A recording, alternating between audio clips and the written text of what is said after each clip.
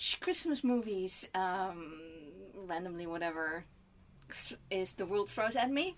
And predominantly that's Hallmark Christmas movies. And then I found out there are Hallmark Hanukkah movies. And I was like, that's interesting. So I'll take a look, see what's there. And not only are there Hallmark Hanukkah movies, there are some other Hanukkah movies, but I will stick to the rom-com format. Because, the top 10 Hanukkah movies are not all rom-coms, but that's... This is the Hallmark style movie, and predominantly it's going to be Hallmark movies. So if you're up for that, come with me. We're going to do Hanukkah. So apparently I'm getting... Well, for rating purposes, I have mixed them all up for you. Yes.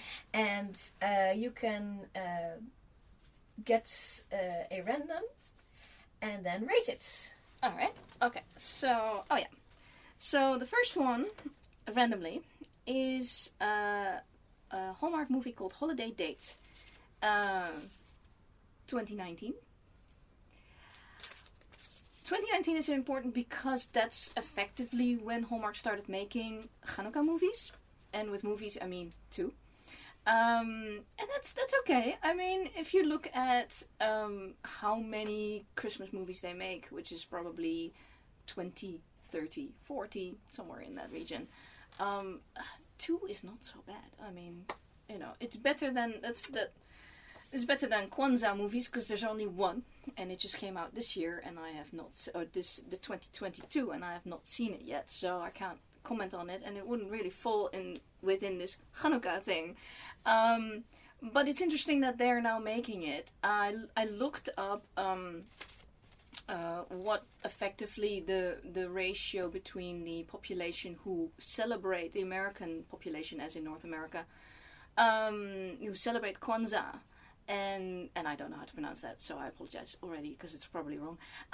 And the population that celebrates or potentially celebrates Hanukkah in North America there's about, no, it's not quite double, but it's about 7 million Hanukkah or American Jewish Americans, and there are reportedly somewhere along the lines of 12.5 million North Americans, who celebrate Kwanzaa. So I would say next thing Hallmark needs to do is Kwanzaa movies. But that's digressing because we are going to Holiday Date. So that was one of the first Hanukkah films, one of the first, not the entire first, that they seem to have made, as in Hallmark. It actually stars an actor I know fairly well, Matt Cohen. He plays Joel. Brittany Bristow, I don't know anything about her, but there's 2 more actors that are interesting in this film to film and TV fans like me. Teryl Rothry plays the mom, her mom, and Bruce Boxleitner plays her dad. I would say casting, we have done casting very well. Now, why is Matt Cohen interesting? His last name is Cohen. We cannot assume that he is Jewish, but it's generally a Jewish name. The parents, Teryl and Bruce Boxleitner, they do a great job. Everyone does a great job, which is actually fairly often in Hallmark movies. The main cast does a great job. I don't have an issue with that. This movie was not so good in the Hanukkah rating. As in like, okay, what do you want from a Hanukkah movie? That's really, you should start there. I didn't start there, and I can't do it right in the middle of this film. So let's just say that there's usually a reveal. In this case, a Jewish reveal. It's like, he's revealed to be Jewish in the telling of the story. Because nobody bothered to ask the question, which I think is an interesting way to go. Because, yeah, sure, he takes the job of being her fake boyfriend and goes home with her. She says, we need to do the holidays. He's like, I'm good with that. And it's halfway through that he's like, oh, and I'm Jewish. And she's going, whoops, I need you to do Christmas with my parents. So I like that. and at the same time, it's so downplayed that is this really a Hanukkah movie? Is then the question. By the time, fortunately, they don't belabor the point very long, and actually they do. That's why this movie does not rate very high for me. There's a lot of hijinks going on between the fact that he did not grow up celebrating Christmas like they did, and they don't know their traditions of, for instance, who decorates the tree, who gets the tree, who decorates the tree. That's a family thing, which just sounds odd to me, but very plausible, because every family has different traditions that they do. And why would one person know that of the neighboring family? Because the holidays you do with your family. You're never in other people's families. So there's criticism on these various Hanukkah movies that there's Jewish characters who don't know certain Christian Christmas traditions, and there's non-Jewish, as in Goy, characters who don't know Hanukkah traditions. Nobody complains about that. You're not supposed to know about Hanukkah traditions, but you're supposed to know about Christmas traditions? I don't know. It's just because I watch these American movies that I know what Americans do at Christmas. I don't, and do I now think I really know what Americans do with Christmas? No, I think I know what Hallmark wants to say about Christmas and various other Christmas movies, of course, that, you know, across the board that I've seen, but that's not necessarily what the next American that I meet will be doing for Christmas. So there's some cringeworthy stuff in this film. The fake relationship, they hold it up too long, to the point where the father character, which delightfully is played by Boxleitner, he starts questioning, is this right? Is this right? And by the time that they've all decided this is not right, they're already confessing up to the subterfuge, which makes it okay-ish. But at the same time, if I were the parents, I would go, is this really the right guy for my girl? And what's my girl doing? Oh yeah, all the films are, of course, very heteronormative. There's no LGBTQ bubble in any of these. So there you go. With this one, it's the cast is great. The rest, I would also say that yes, there's one Hanukkah song in it sung badly, which I applaud. It's sung badly because a lot of people can't sing. Why would you be able to sing for Christmas or Hanukkah? It's just like, no, it doesn't have enough Hanukkah in there to really rate this highly as a Hanukkah movie. So that's this one. Do you have another one for me? Yep. The next one. 8 Gifts of Hanukkah. 2021. 8 Gifts of Hanukkah. I really like that one. So what I really like about this film is everyone's Jewish. It's like, it's not about fitting Hanukkah or being Jewish, and none of it's actually about being Jewish or being Christian, but it's not about fitting Hanukkah in a Christmas world. Yay. So, because why do we need to constantly see Hanukkah films from a Christmas world perspective? Well, probably because there's a certain audience that there's being catered for. Well, that's not me. I'm a Dutch person. I'm not your average Christmas celebrator. So, yes. So there's various good things about this. The lead actress is Inbar Lavi. She is an Israeli actress, Israeli Canadian or Israeli American. I'm not sure. Jake Epstein is, I believe, an Canadian actor, definitely Jewish. And he is also in another movie, Mistletoe and Menorahs, which does obviously do a Hanukkah theme and is not a Hallmark one.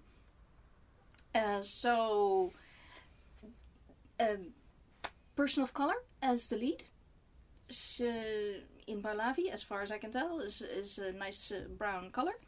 And we, something I've not mentioned yet is that what these movies very often do is blue. The main usually the Jewish character because it's Jewish and Goy characters together. In this film, it's all Jewish characters. And she wears this stunning, stunning, stunning blue dress. Midnight blue. There's always a point where in these films where the lead female, a Jewish lead, is going to be in a stunning, stunning midnight blue something. Usually a dress, sometimes a jacket, but it's really, really, and I think one of them, it was like pajamas. But there's a point where midnight blue is high up on their list of need to have this in a Hanukkah film. What I liked as well was that there's a storyline about the Jewish community center, and they're organizing the muzzle ball. Yes, they giggle about this in the film itself as well. Hanukkah itself is propelling the story. It's about the 8 gifts that she receives from an anonymous suitor. And she's trying to figure out who it is. She and the whole family are trying to figure out who it is. And there are 4 candidates, including an ex-fiancé. So there you go. I mean, that's fantastically done. Love the actors, love the writing. The only thing is that it was slow in the reveal. Which a lot of the Hallmark movies are actually fairly quick in the reveal. It's like, oh, we put this trope in and we reveal, and then we put the next trope in and we reveal, which is fun watching because it just keeps things going, and it doesn't belabor the point. This one was very long, to the point where he got quite upset that she was considering everybody but her to be a candidate, and I would say he's correct in being upset of that. But yeah, this is great. I love this movie. It's top notch. So that goes on the top of my pile. Next movie. Yeah. Hitched for the Holidays, 2012. Hallmark. Okay, so I was looking for Hanukkah films, Hanukkah Romcoms. And basically the entire internet was telling me in 2019 Hallmark started making them. Before that, forget it. The Lifetime movie I found is 2019. They didn't seem to make any more. The Hulu movie I found is 2022. That seems to have quite an interesting backstory, maybe some other time. But then I found a reference to Hitched for the Holidays, 2012, and dug around, and yes, it is. It is definitely got Hanukkah in it. Good. Right. She's already in stitches. Let me tell you all the ways in which this movie fails. No, I'm sorry. It is not the actors. It kind of is. There's one. The male lead is. It's not the acting, Definitely, I do not diss any of the actors here. The problem with the male lead is that he's unlikable. So here's my problem with romcoms.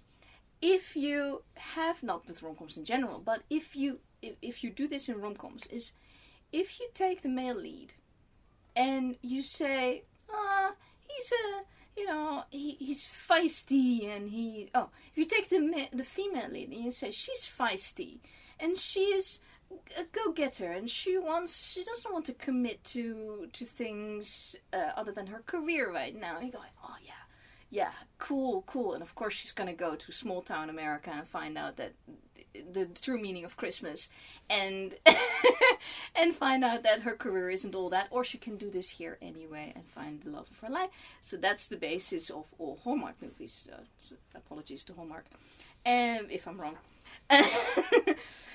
The thing is, if you transfer that to a guy, the guy's feisty and he doesn't want to get tied down and he wants to do his career, and I'm like, well, now you have a commitment phobe. Sorry to be very binary here.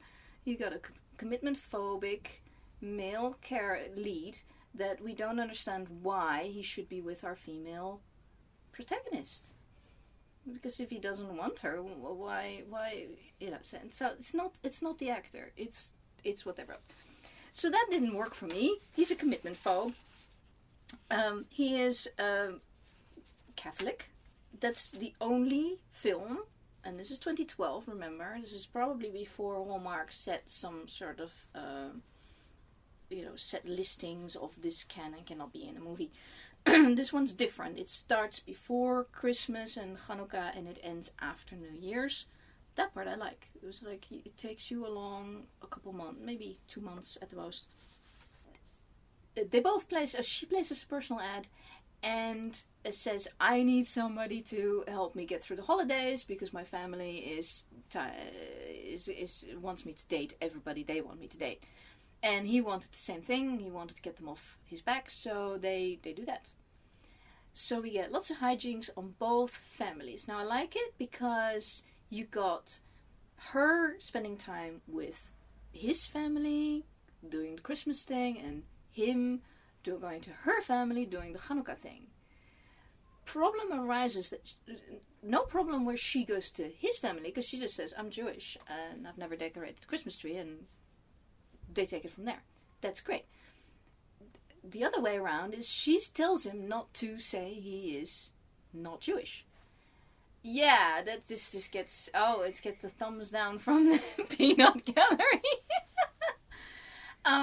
It got my thumbs down as well. It's not a good start. It's not a good plot device because now everybody's lying. And not in a good way. And he needs to fumble. And I think this is the point where I'm supposed to laugh again. If you've watched any of my videos, you know I do not laugh out loud at movies. And I'm just like, it's cringeworthy. So I got that written down that it's cringeworthy. But one fun moment is when they get her family over to his house, which wasn't their idea. That was the mothers. The mothers are overbearing and they're taking control of everybody's lives. And they've invited over, thinking that this is now they're going to get married and all of that. So they want to meet each other, and then the Catholic family pretends to be Jewish. That part's not terribly funny, but it does kind of illustrate that there's a lot of flexibility in people's experience. You don't have to do X, Y, Z to show that you are the perfect, or just a Christian or a Jewish person. There's flexibility there.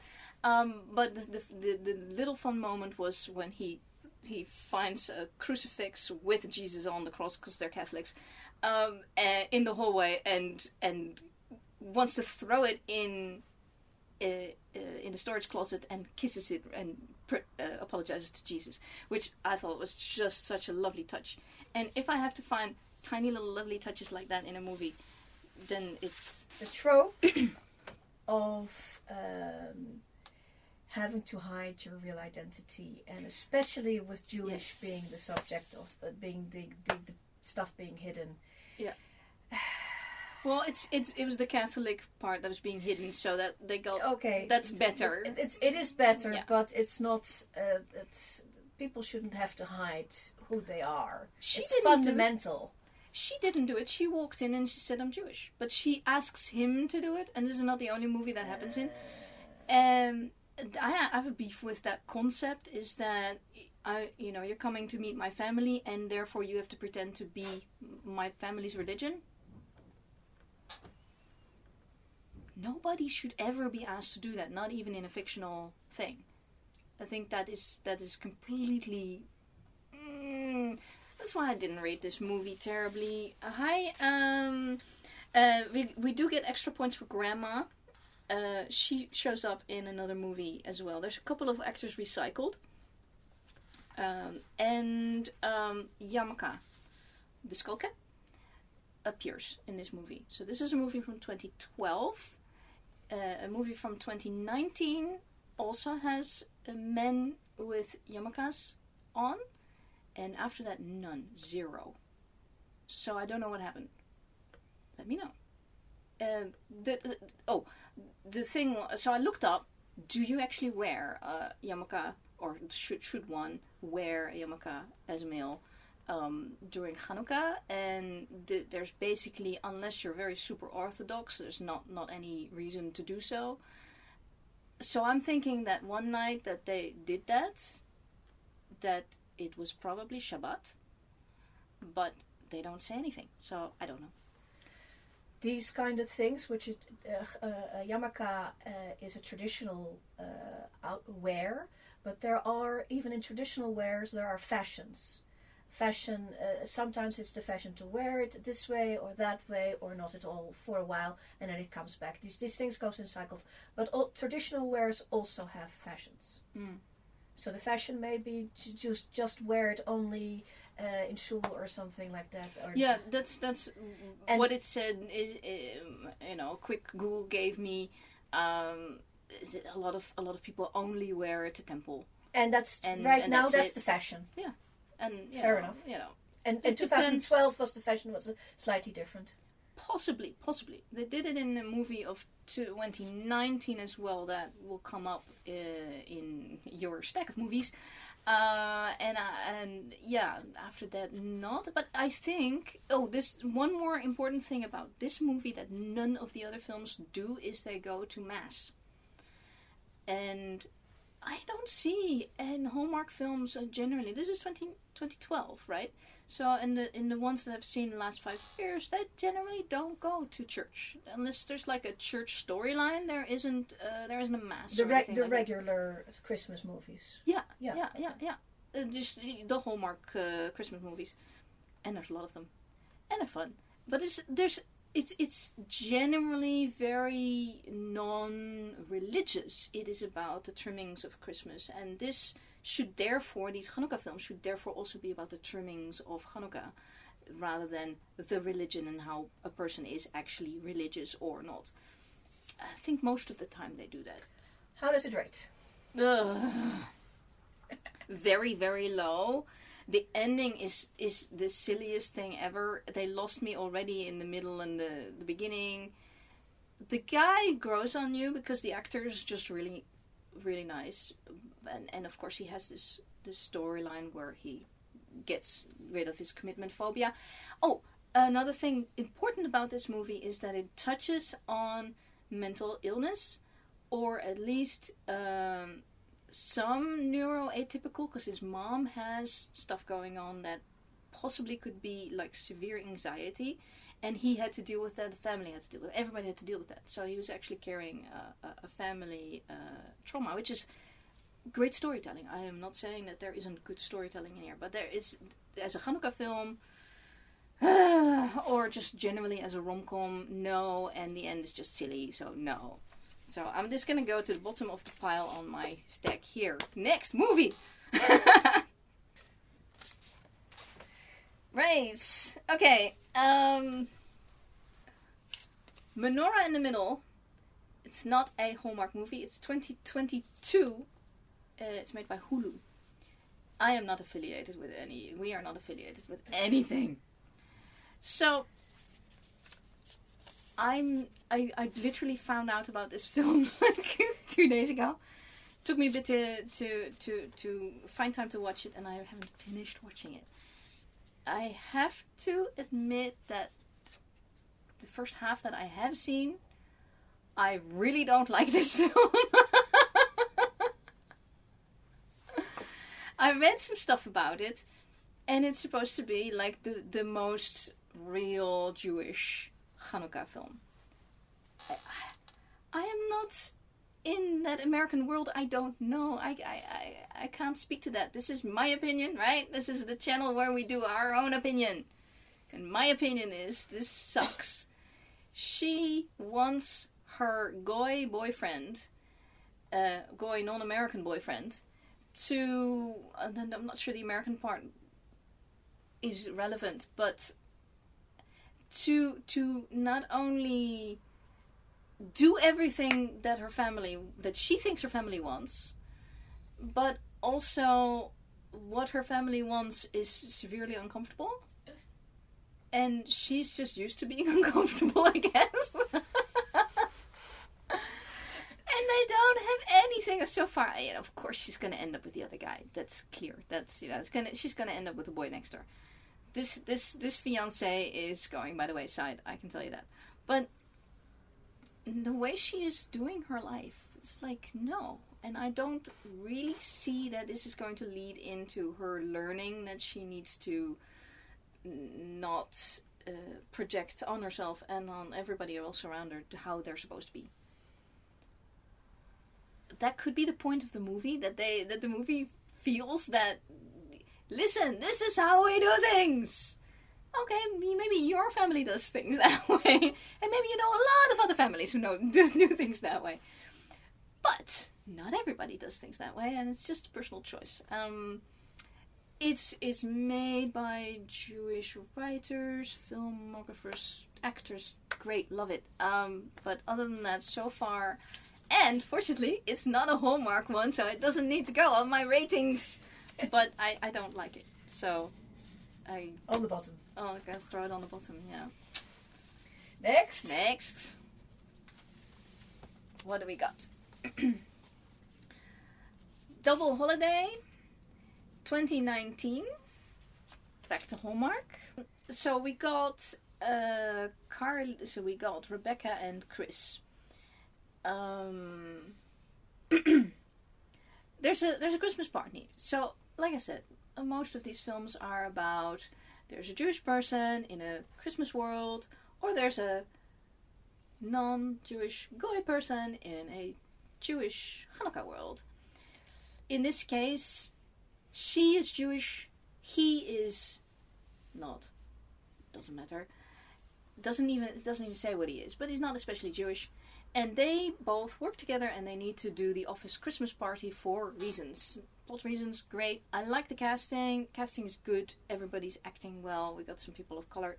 Most of these films have one person of color as a side character. In this case, it's their boss. This is a woman, and I like that. And she was like no nonsense. I like that too. This was the movie where the yarmulkes appeared. First night that he comes over, 'cause reasons. And she can't cook to save her life, and she needs to make the latkes. It's the first time I heard of latkes, so I had to look up what it was. It's not too difficult to make. No, it's not no. really. I mean, it's a recipe, and you can just do it. Yeah, and she had the recipe from her sister, who was unable to get there in time because of some Christmas pageant. It's true. And so she's there cooking. She's there burning the latkes, and he's like, "Oh, give that to me, because he can cook." So he's making the latkes, and the whole family comes in, and they're like, "Oh, are you fantastic, lovely, and are you staying?" Of course she's staying. We love you. You can make latkes. We love you now. Yeah, like literally, they're taking it out of his pan almost. And he's just like, what just happened? And I like that. I like the whole family dynamic, that it's very happy, upbeat.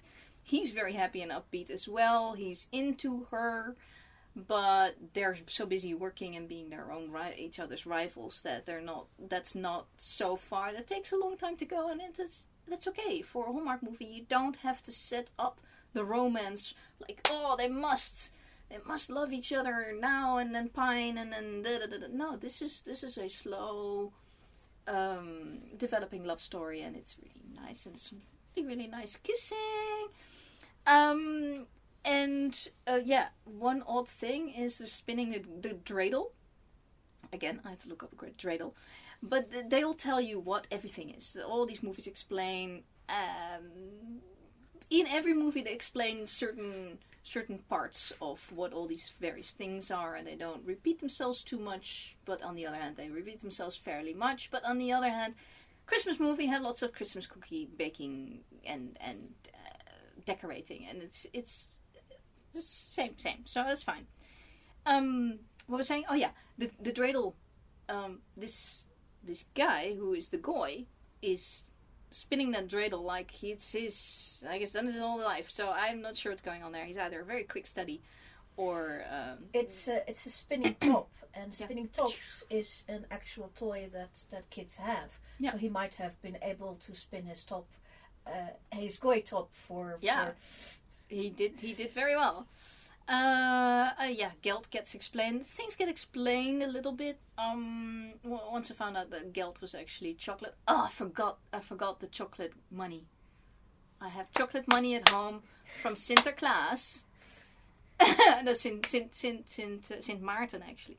But it's Sinterklaas chocolate money. So I was gonna bring it, show it, but no. So yeah, no. So there's geld. Not guilt. They say that several times as well. It's not guilt, it's geld. Their career gets sorted. There's lots of cooking. It's a great watch. They explain Hanukkah along the way. Now, that I like. It's good writing. Everybody is constantly moving the plot, or the scenes are moving the plot forward. And they get together. They are on the same page. So I like movies where they're in each other's corner. Because these are happy movies. These are not movies to sit there and go, make problems for our main characters. Keep them apart as long as possible. No, these are movies where you go, aha, together they're going to make this great Christmas thing. She's got her Jewish family, which seems to be most of her storyline plus her career. She would like this promotion. And he would like to do stuff with the community center, which is really his passion. And the promotional whole thing hinges on 12 community centers in that town. And that's great because that gives him, we know why he's a nice guy. He's a very nice guy. He's got a couple of kids running around that he is mentoring, and it's all good. One thing that struck me, I'm just going to throw that in because otherwise I'll forget, is that most of these films, there's only one, and we've already done that one. The holiday date one is the movie where they go to out of the city into small town America or village America up a mountain where the parents live, and they find out that that's really the place to live and all of that. It's like the standard Christmas movie plotline premise. All the other films, no, they stay in the city. It's not at all about life is better when you move to small town America. It's not even a point. It's because the Jewish peoples live in the city and not in the country, in the small towns, and they're happy. Yeah, but because of 19th century, the Jewish people live in the city. Mm. So Jewish life is city life. City life, yeah. So what they're not doing. Yes, they're superimposing some ideas of their Christmas movies onto what should we do for a Hanukkah movie, and they try it out with that holiday date thing.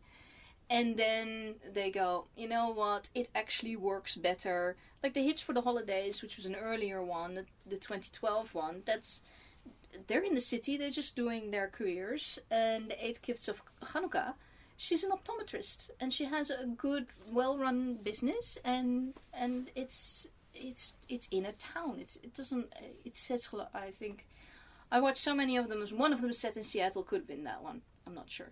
But it's great. So so the double holiday one goes. I rather liked it, so I will put it above here. This holiday date thing.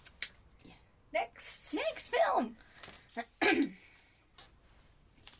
Love, Lights and Hanukkah, 2020.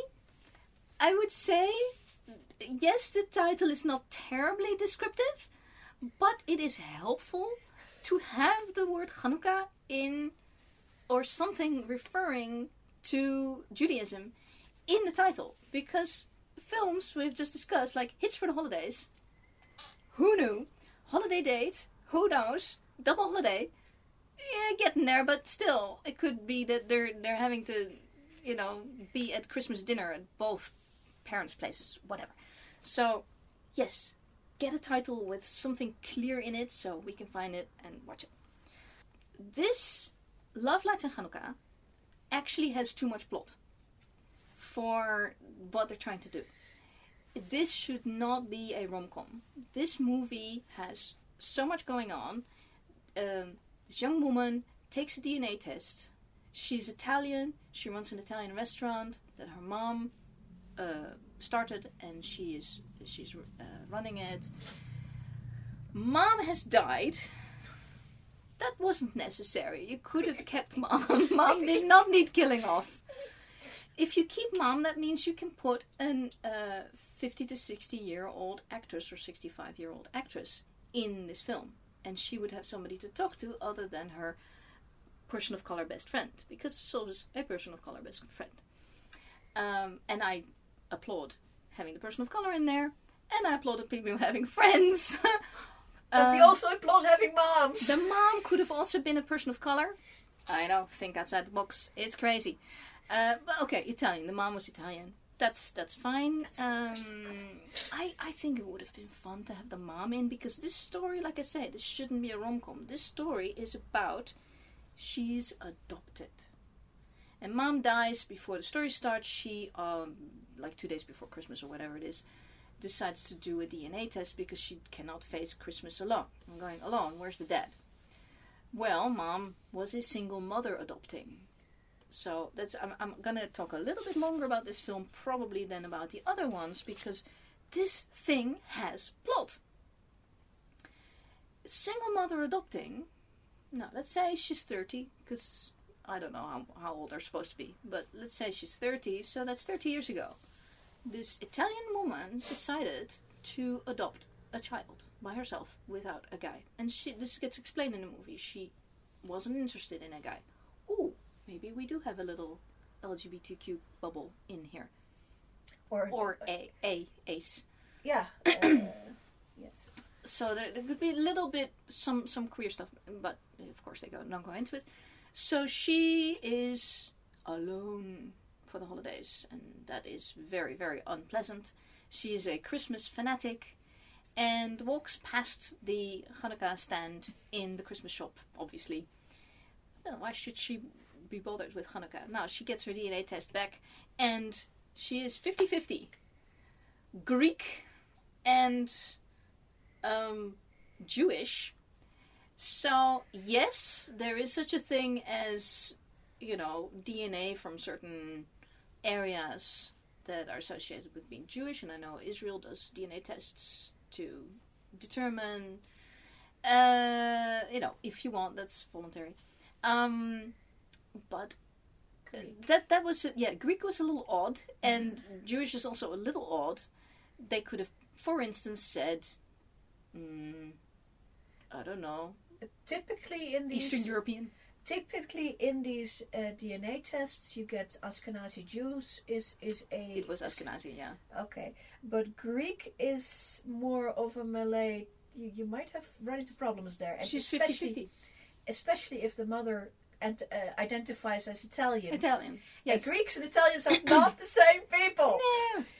So I think somebody made a mistake there, because literally in the rest of the film, the mother, the mother who had to give the child up for adoption was Jewish, and the father was Italian. Now that's nice for the story, because then she still gets to keep her Italian roots and stuff like that. But they should have really, I think there's a little mistake in the DNA test there that it's Greek. So I don't know. Yeah, that's a no. I think that somebody also, maybe in the script made a mistake. And it gives you a problem because Greeks have a different religion than Italians. Yeah, you got Greek Orthodox, I for have instance, to look up and you got Italians being who is doing what in that region. Yeah, Roman Catholic. So and as I've said, they don't talk about religion much at all in these films. Which is in a way odd. On the other hand, quite liberating, because you just can let's just not talk about the religion part. Let's just do the trimmings. Yeah, but that's it's a family holiday. To me and to you, I'm sure that's weird, because these holidays are religious holidays. Yes. You cannot do them without a religion. I know in America they do the trimmings for the trimmings, but that's not how the rest of the world does it. Well, the problem with doing Hanukkah for the trimmings is for the trimmings. Well, you can put up a Christmas tree. Yeah. A Christmas tree by itself isn't necessarily Christian. A Christmas tree originally was a pagan thing. A winter festival thing. Yes. With lights and stuff. Yeah. So that's for anybody to do. Anybody can do that. But if you put up a menorah and do a Hanukkah thing, lots of menorahs. Then you're doing a religious holiday. Yes, and every one of these films there is the lighting of the menorah, whether it's day 1, day 4, or all the days, or day 8. And with the lighting of the menorah, they also have to explain in half of these films what that's about. So you got the oil, the temple. The oil was only supposed to last for 1 day, and it lasted for 8, and that's the miracle of lights. That's great. religious. That's religious. Great, but do we in the the Christmas movies, do we get Jesus was born? Not very often. There's nothing much. The star at the top of the Christmas tree, which is the Star of Bethlehem. Mm-hmm. So a lot of people who are not in the Netherlands, people who are not Christian affiliated, do not put a star at the top. They put a peak. I will show you one. Yeah. Because it's the Star of Bethlehem. It's religious. Yeah. So you can do your Christmas tree, but you can do them with the Christian trimmings, or you can do with the secular trimmings. A menorah is either you do it or you don't. Yes. And if you do it, you are religiously doing a religious thing. I mean, you're doing a religious action here. Yeah. And if you do it like oh yeah, because we also have a Christmas tree, we also do a menorah. Mm-hmm. That's not how that works. I think with the latkes, like you bake Christmas cookies and you make, or the Christmas turkey and you make latkes. I think that's comparable. Yes. It's you're doing things that are off the season, and that food. People, and it's a social thing, and it's food, and you give it give it to people. Yes. Unrelated people to religion, you can give it. Yeah. But the lighting of the menorah, which is accompanied by the singing, some of the criticisms have been that they don't do enough prayers. That the first night you need to do 3 prayers, the second night you need to do 2 prayers, and I don't know what the other nights require. Well, the thing with that is it's already quite an ask to have the audience wait. Everybody's standing around. There's of course usually some hijinks going on with the lighting of the menorah because there's like plot lights. And then that seems to be traditional. I found that some elsewhere it's traditional to have hijinks going on with the lighting of the menorah. Okay. Well, these films all do that. Oh, that's fun. I mean, that is a fun tradition. I mean, you need to put it and then to stop and sing a song, and then at least one of them, possibly 2, sing 2 prayers. That's a lot. That's a lot for the audience to wait for because it's all in Hebrew, and I think you take liberties with this. It's a painting rather than. This film is not saying this is how people do Christmas. This is not how people do Hanukkah. This is just like, okay, this was a moment that we wanted to put in the film. So I don't have an issue with that. I want to come back to the numbers a little bit that you were talking about. Some people don't celebrate, are not religious at all. Well, I found 23% of Americans are religiously unaffiliated. So there's like, it's 23%, this is almost a quarter, that basically says, meh, religion. But most of them will be doing Christmas, most of them will be doing something. So it's totally not true that Jewish people will never be doing Christmas. Religiously Jewish people who are serious about their religion, will seriously make choices in that. And so on the side of the Christians, Catholics, and all these other various religions, there's also a tiny amount Muslim, Buddhist, Hindu, and other religions in America as well. And besides that, Kwanzaa, that is usually apparently done alongside with Christmas. Because it doesn't bite each other. Let's get back to Love Lights and Hanukkah. So, lots of pros to this film because there's lots of plot and it's very interesting. The con, I would say, is that it is taken very saccharine. I really like all the actors. The lead actress has a very tough job because how can you be both the romantic lead trying to make your mark in the world and run this restaurant, and at the same time your whole life has just been doubly swept out from under you by having lost the mom, which was her only family. For an Italian, that sucks because you want a big family. There don't seem to be any aunts, cousins, or uncles or whatever. And then you find this new heritage, which is also split, so they have to do the thing with the Jewish family, and then there's half sister, half brother, and all of that, and it's done all very well. And then there is the search for the dad, who is still in Italy.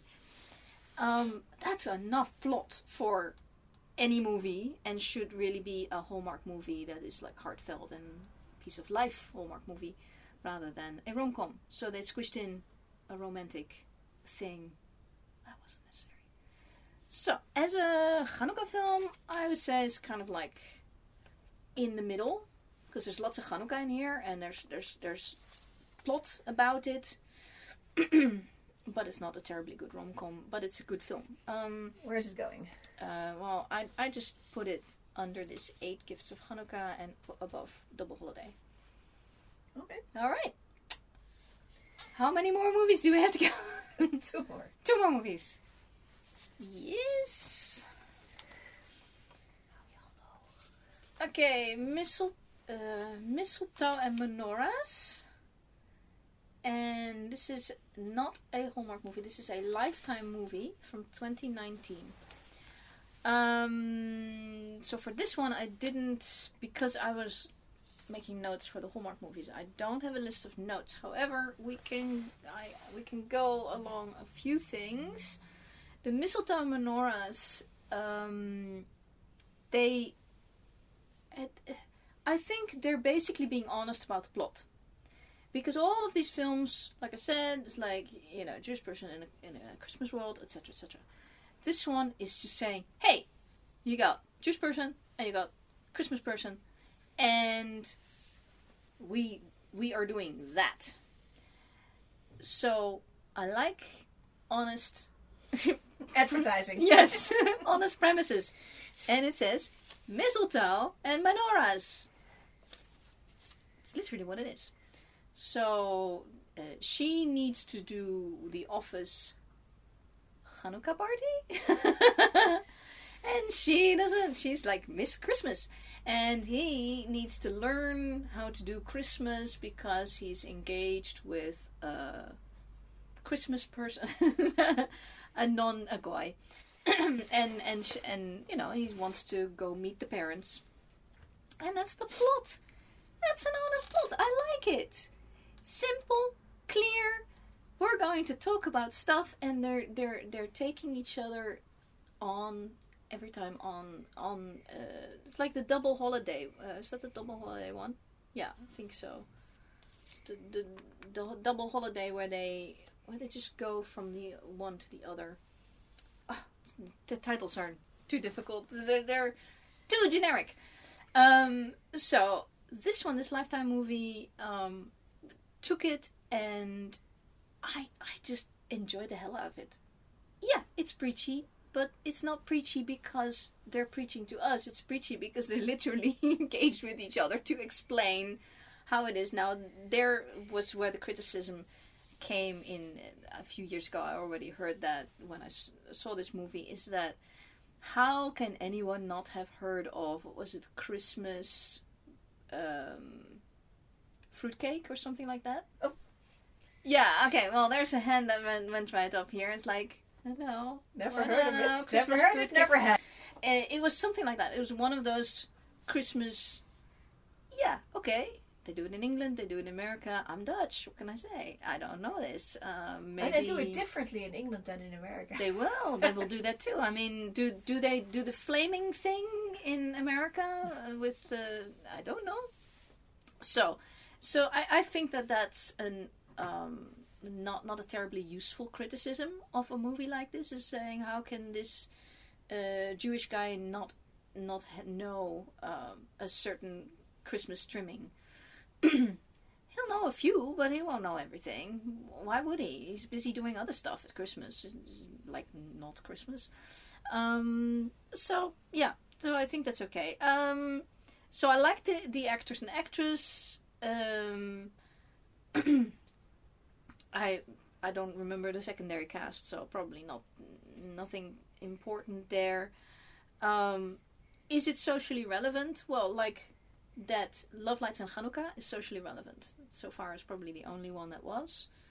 So yeah, I think actually for a 2019 film, considering that was the first year, not the first because the 2012 one existed, but nobody knows about it.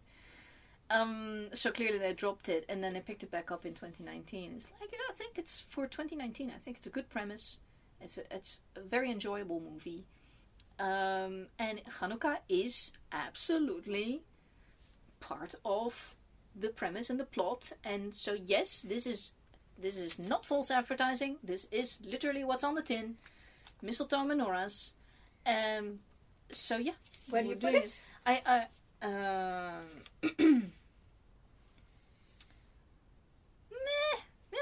Okay. I will put it again under 8 Gifts of Hanukkah, which is such a good movie, and above Love Lights and Hanukkah, because it's a good romp. It's fun and everything's done heartfelt, which it should be. You're talking about people's holidays, also with all the spirit and all of that attached to it. Yes. Last one. Hanukkah on Rye 2022. Yes, Hallmark. Okay. Right, so scratch all the other films. This is the 2022 Hallmark film about Hanukkah. They haven't made. They made 2 in 2019, 1 in 2020, and 1 in 2021. and 1 in 2022. Now, I think we've looked a little bit at the numbers. I think that's enough. 1 film is plenty, considering the population. But make it a good one. And they did. They made it a good one. I like it a lot. They did the right thing. It's written by Julie Sherman Wolfe, who is Jewish. It is directed by Peter DeLuise. I don't care if he's not Jewish. Anything directed by Peter DeLuise is a good choice. And it shows. Because I watched When Calls the Heart, which is also a Hallmark production. When Peter DeLuise directs, it's good. It's solid, it's good. It's always good, but it's better. But he has got plenty experience with directing a lot of Stargate, and he's been non-stop directing since the late 80s, I think. Yeah, and always television. And always multi-people casts. Good solid storytelling. And that shows in this film, because what do we have? We have her, Molly. She is played by Yael Grobglas, who is French-Israeli, the actress. So she's Jewish. Jeremy Jordan plays Jacob, and he is Jewish. This is confirmed online. And we have Linda Darrow as one of the moms, one of the moms, I think, and Paula Shaw as grandma.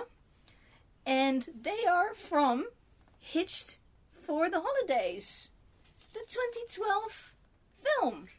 They also played Ma and Grandma, only on the other side of the family, because in this film, everyone's Jewish.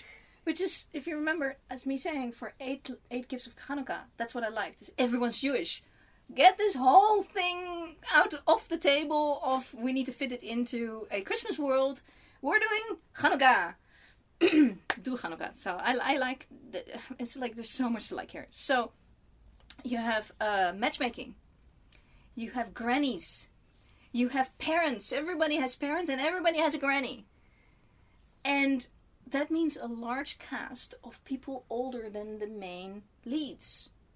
There's not a lot of kids in there, there's a couple kids. But very often you have, like, somebody has a child. Somebody has a sister, brother, and they have kids. Or, so it's always like top down, younger. No, this is older. And the matchmaker is also probably of grandma's age. The whole, it's just the whole matchmaking thing. I think this kind of deserves its own video. So I'm not going to go through the entire story, but singing the praises of this, I don't see any drawback. There's one thing that was a bit odd, is that she asks him twice in the film if he's actually Jewish. She kind of like puts it out there, and the second time he says, what do you want, a DNA test? And it's very Peter DeLuise, of course. It's like, yes, it says something, because you can actually do a DNA test. And at the same time, it's like, wow, that's weird. So I don't know. Oh, yeah. References to Tevye in Fiddler on the Roof. Not only that, it becomes relevant. Not super relevant, but he he hasn't seen Fiddler on the Roof because he figures that's probably for girls. And then she's like, "Why, you haven't seen Fiddler on the Roof? Are you Jewish?" Agreed. I totally agree. You have to at least have seen Fiddler on the Roof. So he makes sure he sees Fiddler on the Roof, and then he starts quoting it. It's a two-person love triangle, which is a trope I really like.